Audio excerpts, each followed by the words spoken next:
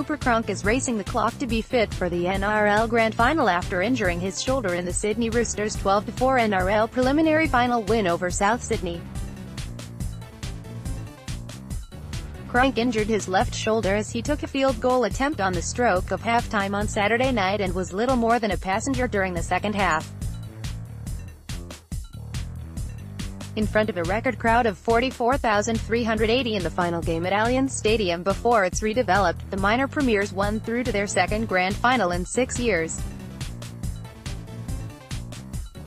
Former Queensland and Australian playmaker Cronk was brought to Bondi Junction to deliver the premiership that Mitchell Pearce couldn't, and now he's in doubt to face his former club Melbourne in the season decider. Cronk was injured after being crunched by Adam Reynolds as he attempted to break a 4-4 deadlock and got up clutching his left shoulder. After the Roosters' physios worked on him at halftime, he was visibly hobbled after coming back out and could barely raise his arm. At times he could only put his body in front of opposition ball carriers, hoping his teammates got there to help out. In the end, the Roosters' goal-line defense proved the difference, with Souths enjoying 30 tackles inside the opposition red zone but unable to cross for a try.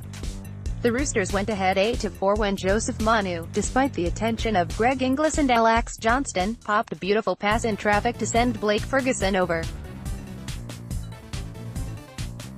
The Rabbitohs were clearly targeting Cronk, with Junior Tatola smashing him after he had passed the ball. However, Cocu Ataukiaho couldn't convert the 2 points from the resulting penalty. From the next set, the Roosters iced the game after centre Paul Momirovski, who was a surprise late inclusion for the suspended Latrell Mitchell, crossed for the decisive try. When Luke Keary lofted a bomb, Campbell Graham failed to reel it in and Momirovski, who was playing the second game of his career, pounced. The Roosters will receive a big boost going into the grand final, with Mitchell and prop Dylan Nappett to return. Roosters skipper Jake Friend will come under the attention of the match review committee for a tipping tackle on Greg Inglis in the first half. Cronk will have scans on his shoulder. When coach Trent Robinson was asked if his number 7 would be fit in 8 days' time, he said, "I'd say he'd be right to play next week." Taking Cronk off at halftime wasn't even discussed.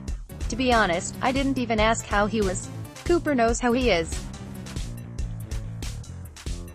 He needed to get work done at halftime and he was always going to go back out there. Rabbitohs coach Anthony Seibold denied his side had missed an opportunity to target Cronk. "We didn't necessarily think to chase him," Seibold said. "We tried to put him under pressure when he kicked the footy. That didn't have any impact on the game." You can spend your life targeting Cooper. I don't understand. He was still making his tackles.